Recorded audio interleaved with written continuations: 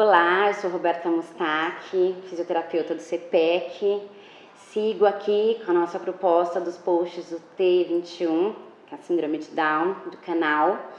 E o tema dessa vez era comportamento, alterações comportamentais na síndrome de Down.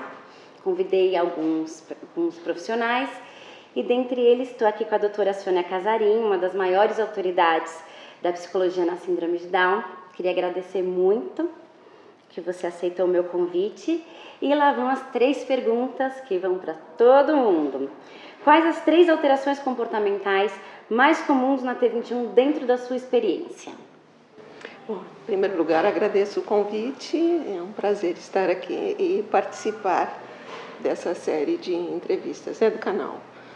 Um desafio é dizer 3 alterações de comportamento, porque há muita variação na síndrome de Down, mas sintetizando, eu diria que as grandes queixas queixas frequentes, se referem a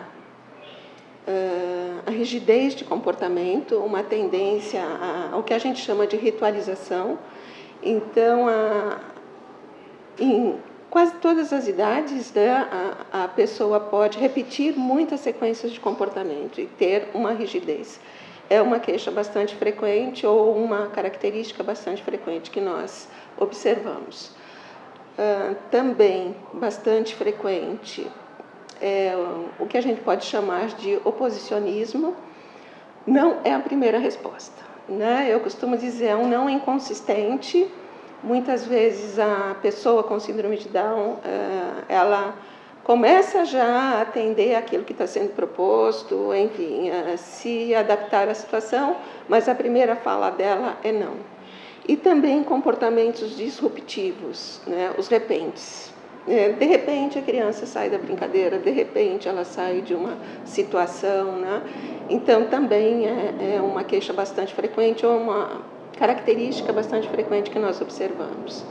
Em síntese é isso, é muito simplificadamente, mas a gente pode dizer que é isso. Mas a simplicidade, o ser direto é o que a gente está buscando aqui. Então, dentro disso, com que idade é mais comum que essas características se manifestem? Algumas nós observamos desde a infância, né, desde os primeiros anos. Aparecem de modos diferentes nas diferentes idades. Eu gosto bastante de trabalhar com as fases da vida em cada idade, inclusive considerando a média, né, do desenvolvimento das pessoas, porque com isso nós temos uma ideia do que pode estar, assim como se diz, fora da curva, né, alterado. Assim que a criança adquire alguma independência, ela começa a se movimentar sozinha, ela começa a andar, enfim, ter alguma, né, autonomia. É comum nós vermos essa rigidez, então, quando ela já começa a manipular objetos ou a se movimentar no ambiente, a se posicionar nas situações, desde a infância a gente pode ver isso. Eu diria que essas 3 características que eu citei são frequentes desde a infância. Elas podem se tornar, como o oposicionismo, por exemplo, mais acentuado na idade escolar, na adolescência, que é uma idade que nós observamos esse comportamento nas crianças, nas pessoas de um modo geral, mas ela toma assim, características mais acentuadas na síndrome de Down pela própria questão do desenvolvimento na síndrome, né? E comportamentos disruptivos são mais comuns na infância. A gente observa bastante na infância esses repentes, né? A criança sai, por exemplo, sai da sala de aula, de repente levanta e sai. Sai de uma situação social também, né? Abandona o que está fazendo, está conversando, está brincando com alguém e sai. Também bastante frequente na infância, mas pode acontecer em diversas idades. E então, para finalizar, quais os primeiros sinais que as pessoas precisam, os pais, os profissionais, se atentarem para procurar a ajuda de um profissional especializado? Dessas 3 características que eu citei, quase todas elas podem começar durante a infância. Então, por exemplo, na questão da rigidez de comportamento, a criança começa a repetir as sequências de comportamento. Então, ela faz alguma coisa sempre do mesmo jeito. Pode ser deixar um copo, pode deixar uma roupa, um brinquedo, mas sempre do mesmo jeito, ou um tipo de organização, e querer repetir sempre a mesma atitude em diferentes momentos, ou na mesma situação, no mesmo ambiente.